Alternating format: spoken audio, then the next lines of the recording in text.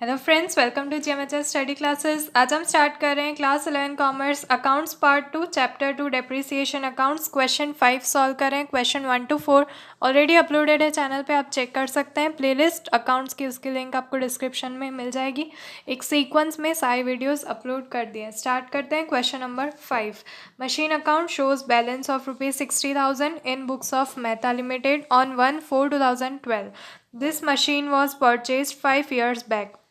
यहाँ पर आपको बैलेंस गिवन है, ये मार्क करना पॉइंट यहाँ पर 60,000 rupees balance of machine which is after 5 years आपको यहाँ पर गिवन है। और ये मशीन प्रीवियस 5 years पहले यहाँ पर परचेज़ की गई है, 5 years बैक। तो यहाँ पर जो कॉस्ट प्राइस है मशीन की वो हमें गिवन नहीं है, ये डायरेक्टली बैलेंस दिखाया गया है आफ्टर डिडक्शन ऑफ डेप्रिसिएशन। तो इसमें थोड़ा एडजस्टमेंट चेंज कर दिया है, क्वेश्चन को थोड़ा ट्विस्ट करके पूछा गया है। उसके बाद रीड करती हूँ। Till today total depreciation return of on this machine was ₹20,000, यानी कि अब तक 5 years में 20,000 रुपीज़ का डेप्रिसिएशन इस मशीन पे चार्ज हो चुका है। और उस डेप्रिसिएशन को कॉस्ट प्राइस से माइनस करने के बाद जो बैलेंस होता है वो आपको यहाँ पर दे दिया गया है। तो ये 5 years तक का रिकॉर्ड यहाँ पर दिखाया गया है। और उसके बाद on 1 January 2014 second machine was purchase for ₹12,000। उसके बाद 1 January को 12,000 की यहाँ पर एक और मशीन परचेज कर ली गई। Second machine was not found suitable and sold at 10% loss of book value on 31/12/2014। तो यहाँ पर 12 मंथ्स के अंदर यहाँ पर सॉरी आप देख सकते हैं 9 मंथ्स के अंदर यहाँ पर अगेन ये मशीन जो है वो यूज़ करके उसके बाद 12th मंथ में ये वापस से सोल्ड आउट हो चुका था। जनवरी में परचेज़ हुआ और दिसंबर में, यानी कि 12 मंथ्स के बाद यहाँ पर ये मशीन को सोल्ड कर दिया गया because it was not found suitable for the business. तो 10% लॉस हुआ था उसकी बुक वैल्यू पे। और ये मशीन जो परचेज़ हुआ था वो 12,000 में परचेज़ किया था। अब यहाँ पर हमें लास्ट में क्वेश्चन कहा गया है, every year company provides depreciation eight 5% under straight line method. SLM method से 5% डेप्रिसिएशन चार्ज करती है company. From the above information, prepare machine account and depreciation account in the books of company up to 31/3/2015।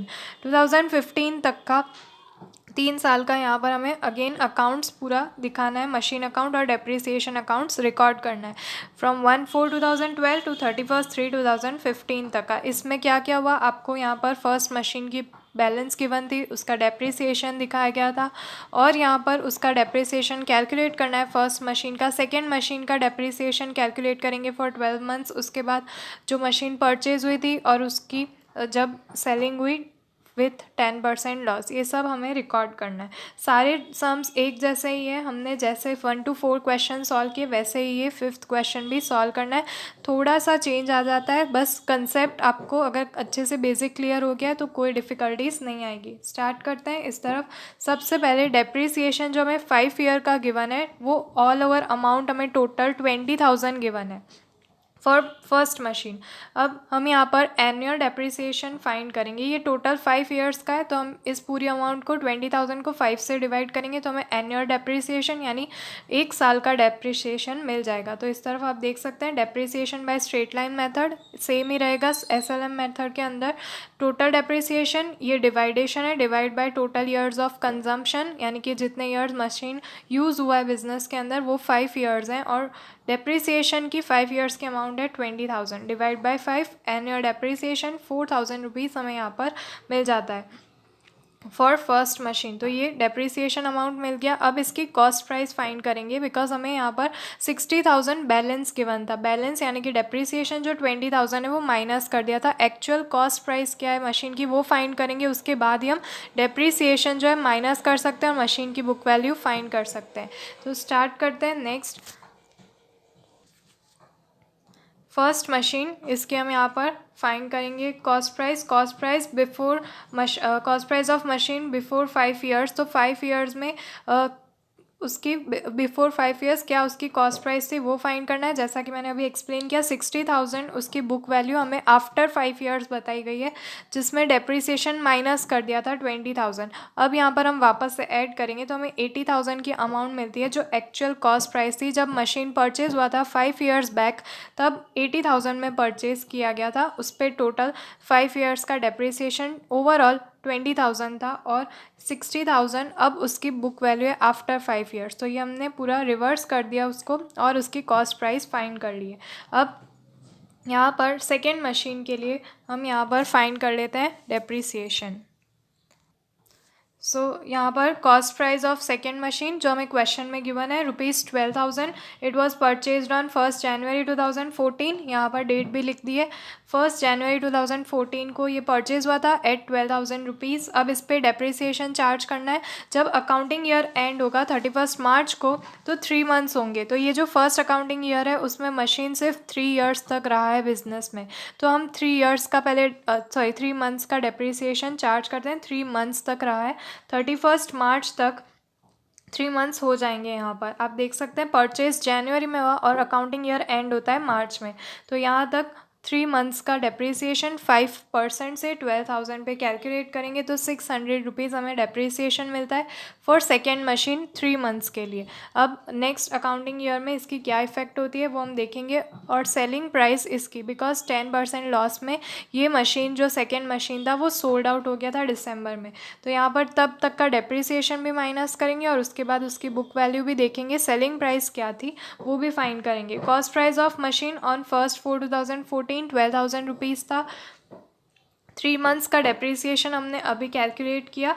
जो 3 months आप देख सकते हैं 1/1/2014 से लेके 31 मार्च 2014 तक 3 मंथ्स होते हैं और 3 मंथ्स का डेप्रिसिएशन यहाँ पर कितना होता है 150, यहाँ पर 150 इसका डेप्रिसिएशन होता है। ये एनुअल डेप्रिसिएशन है 600 और 3 मंथ्स का 150 हमने फाइंड कर लिया है। Next balance of machine account. अब यहाँ पर माइनस करने के बाद जो बैलेंस बचता है फॉर नेक्स्ट अकाउंटिंग ईयर वो यहाँ पर है 11,850। इस पे से अब नेक्स्ट 9 मंथ का डेप्रिसिएशन कैलकुलेट करेंगे जब तक मशीन सोल्ड हुआ था उस डेट तक का 9 मंथ्स के लिए यहाँ पर कैलकुलेट करेंगे डेप्रिसिएशन। तो यहाँ पर आप देख सकते हैं ₹450 9 मंथ्स का डेप्रिसिएशन आ रहा है। बैलेंस ऑफ मशीन अकाउंट, अब यहाँ पर बैलेंस यानी कि इसको माइनस किया है 450 को 11,850 में से, तो हमारा आंसर आ रहा है ₹11,400। ये बैलेंस ऑफ मशीन है। अब इस पर लॉस हुआ था, इस पर लॉस इनकर्ड हुआ तो वो माइनस कर देंगे। 10% लॉस हुआ था सेल करने के टाइम, तो जो 10% लॉस है वो माइनस हो जाएगा। यहाँ पर जो अमाउंट बैलेंस हमें मिला है उसमें से 10% करना है, 1,140 माइनस करेंगे, आंसर आएगा ₹10,260। तो ये सेलिंग प्राइस ऑफ मशीन होगा। ये सेकेंड मशीन की सेलिंग प्राइस मिल चुकी है। तो अब हमने सारे कैलकुलेशंस नेसेसरी जो वर्किंग नोट्स थी वो कर लिए।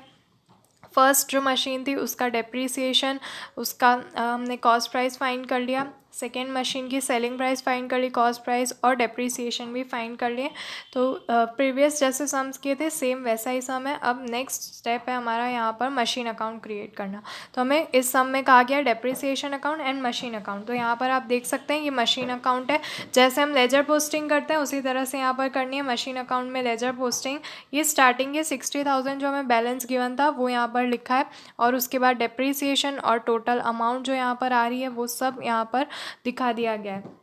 आप इसका स्क्रीनशॉट ले सकते हैं। नेक्स्ट यहाँ पर बाय डेप्रिसिएशन अकाउंट जो फर्स्ट मशीन का डेप्रिसिएशन था फॉर 31/3/2014 तक का ₹4,000 और सेकेंड मशीन का ₹150 फॉर 3 मंथ्स। तो ये नेक्स्ट अकाउंटिंग ईयर यहाँ पर कंप्लीट होता है और लास्ट 2015 तक का accounting year by profit and loss account हमने यहाँ पर एंट्री कर दी है। आप देख सकते हैं प्रॉफिट एंड लॉस बिकॉज हमने लॉस हुआ था फॉर 1,140 रुपीज़ का लॉस हुआ था, वो भी यहाँ पर रिकॉर्ड कर दिया है। तो आई होप आपको मशीन अकाउंट तक के साइड आउट्स यहाँ पर क्लियर हो गए होंगे। नेक्स्ट डेप्रिसिएशन अकाउंट बनाना था।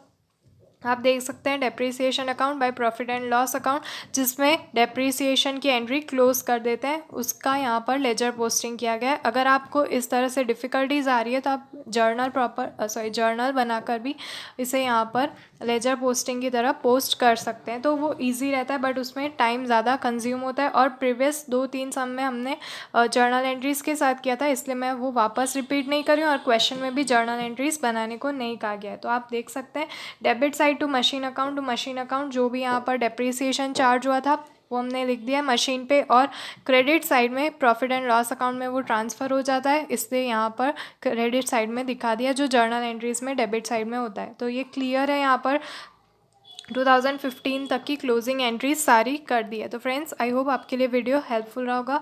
तो प्लीज़ वीडियो को लाइक कर दीजिए, शेयर कर दीजिए अपने फ्रेंड्स के साथ, और अगर आप चैनल पर नए हैं तो प्लीज़ चैनल को सब्सक्राइब कर दीजिए।